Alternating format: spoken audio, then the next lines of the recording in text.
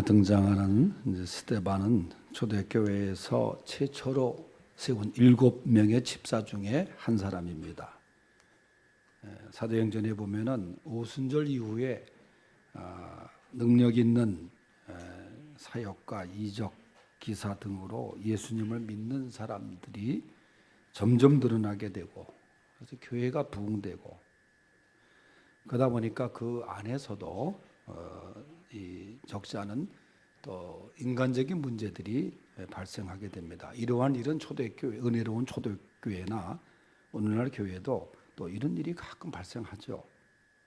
그 문제가 뭐냐 하면은 당시에 구성되어 있는 교인들이 그 유대인들 중에 헬라 계통의 유대인들, 또 그 본토 시부리 계통의 유대인들 간의 갈등의 문제입니다. 헬라 계통의 유대인들은 본토 밖에 살다가 들어온 사람들이 대부분이죠. 그러다 보니까 약간 언어의 차이도 있고 문화적인 차이도 있고 있었어요. 그런데 교회 내에서 이제 그 힘들게 사는 어려운 그 과부들을 위해서 이제 구제하는 일을 하게 됐는데 거기에 오해가 생기게 돼요. 왜 우리를 무시하느냐, 헬라파 사람들이. 그래서 거기서 갈등이 일어나요. 그것을 안 이 사도들이 야, 이거 안 되겠다.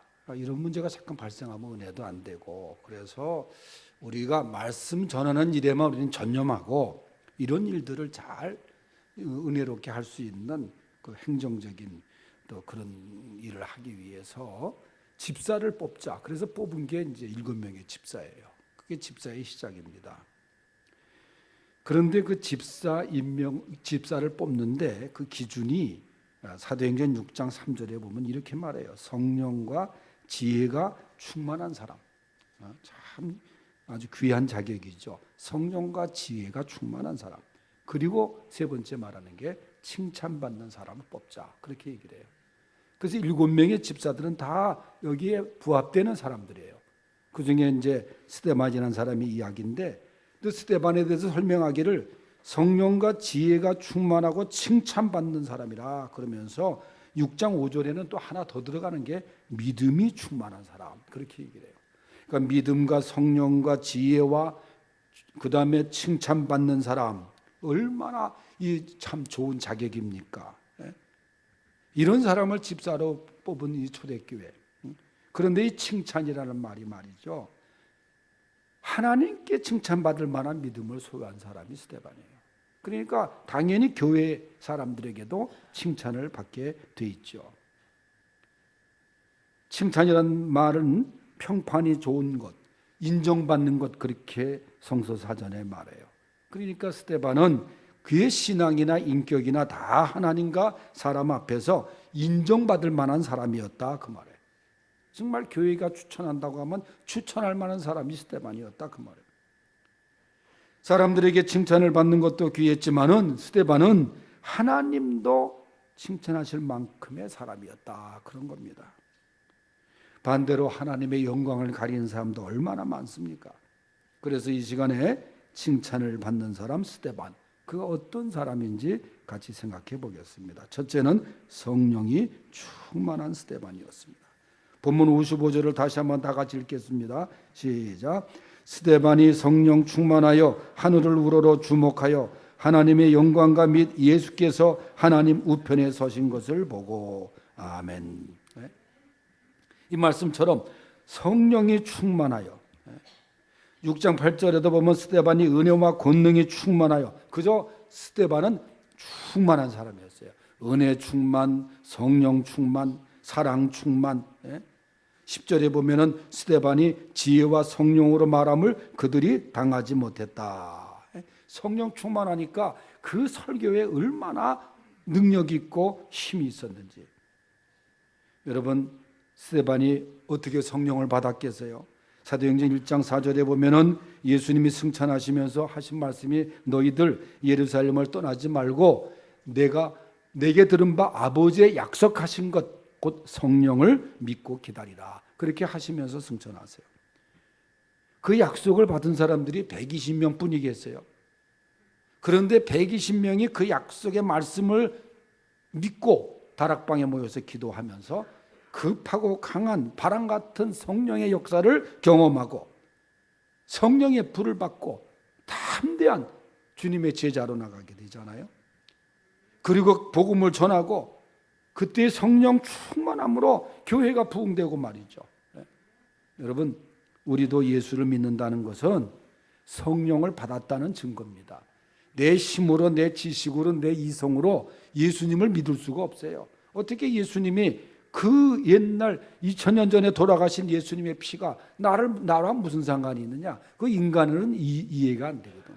그러나 어느 날 나에게 성령이 임하셔서 믿게 하시니까 내가 주님을 고백하고 생각하면 은혜가 되고 그런 거예요. 제가 고등학교 1학년 때 성령을 체험했는데 제가 한 가지 후회되는 게 성령 체험하고 세례 받았으면 그 세례가 얼마나 나한테 은혜로웠을까 하는데 제가 세례를 먼저 받았어요. 왜 세례 받았냐 하면은 그 당시에 고등부 회장에 나오려면은 세례를 받아야 되는 회칙이 있었어요. 그러니까 회장 되고 싶어서 내가 세례를 받았다고요. 그러니까 성령을 받고 성령을 체험하고 내가 세례 받았으면 그 세례식이 얼마나 은혜로웠겠어요. 그렇다고 또 받을 수는 없잖아요. 여러분, 우리가 기독교는 체험의 종교를 하지 않아요. 성령을 체험해야 돼요. 성령은 아는 게 아니에요. 시카고의 유명한 부흥사였던 D.L. 무디가 이렇게 기도했대요. 우리는 기도할 때마다 주여 주시옵소서 하잖아요. 믿습니다. 주시옵소서 믿습니다. 계속 그렇게 하는데 D.L. 무디는 이제 그만 주십시오. 그렇게 기도했대. 얼마나 충만했으면 이제 그만 주십시오. 그만 주십시오. 이 스데반이 성령 충만한 사람이었어요. 여러분, 성령 충만한 사람 당연히 하나님께 칭찬받고 사람들에게 칭찬받는 거예요. 교회가 칭찬하고 이러한 귀한 성령 충만한 은혜가 있기를 바랍니다.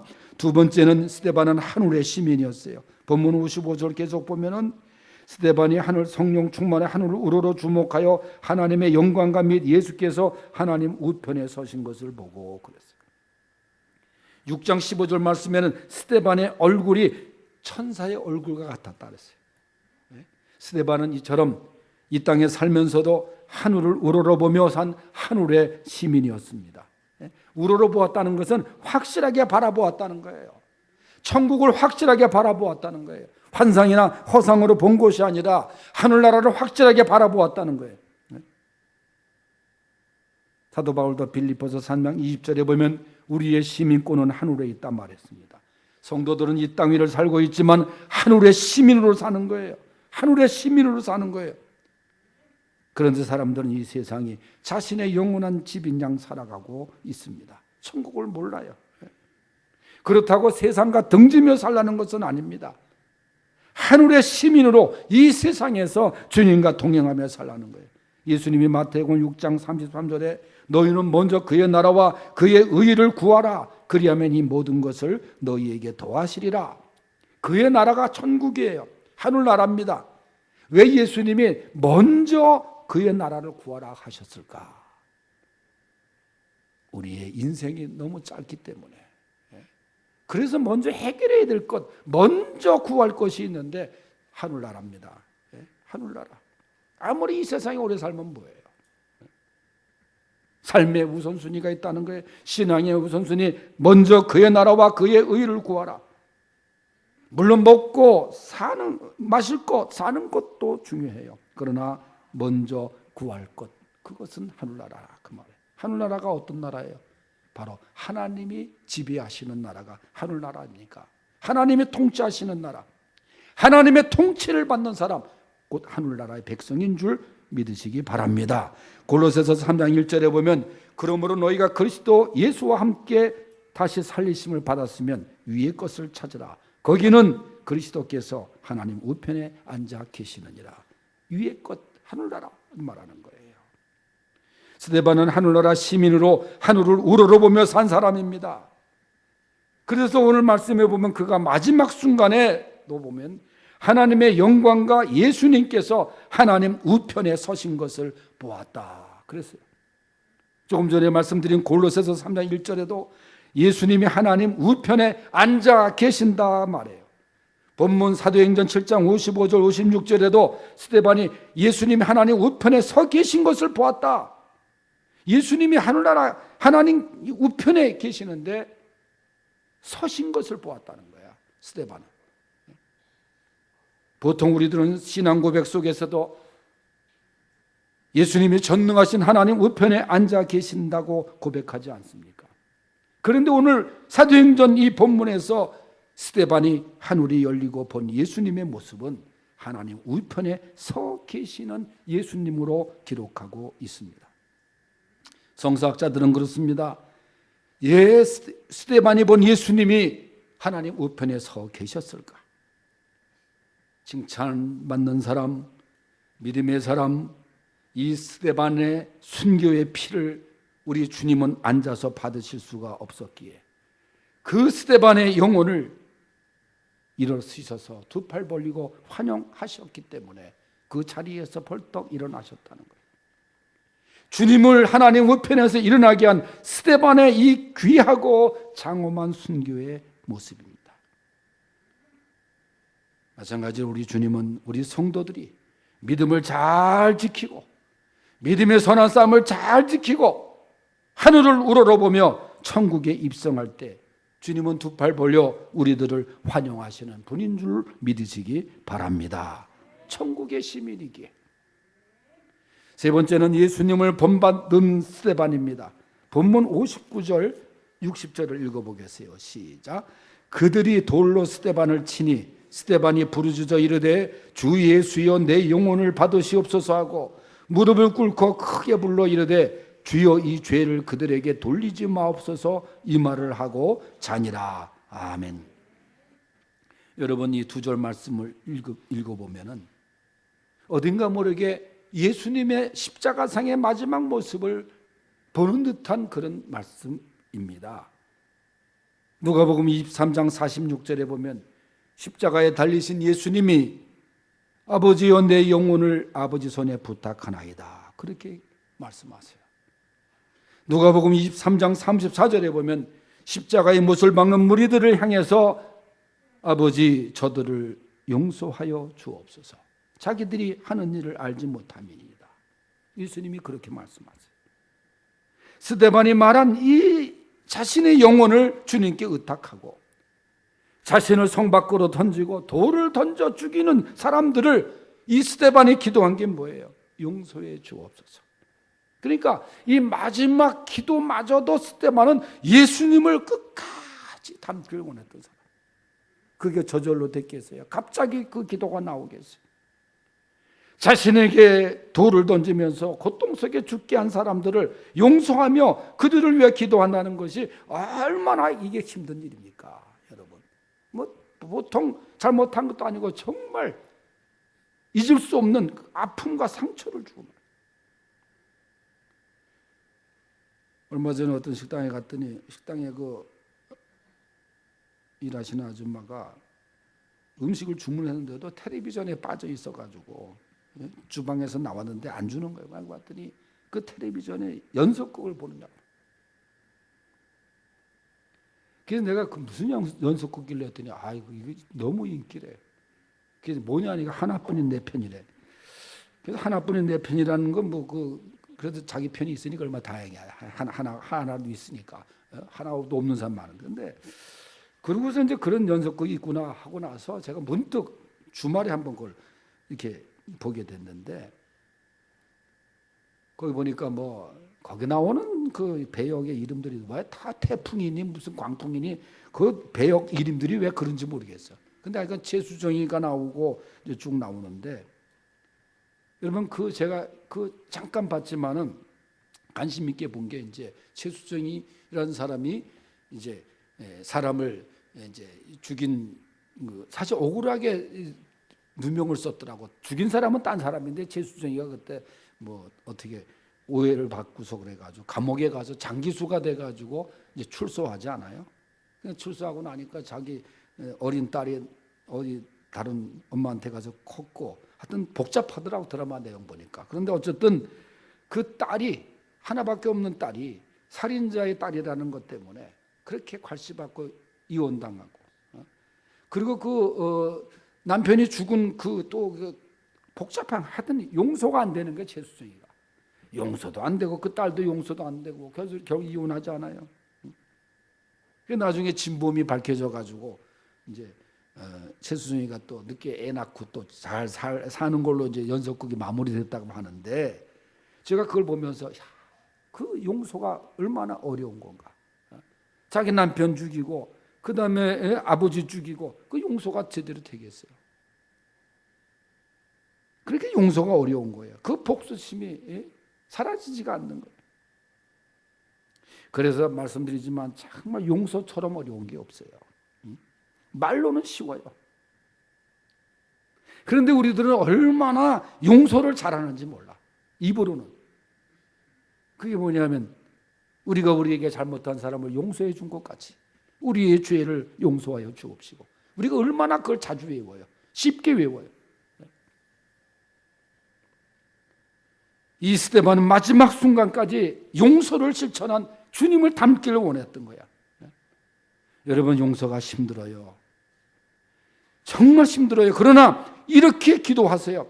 주님, 나에게 주님의 이름으로 용서하게 하옵소서. 이런 기도라도 드리세요.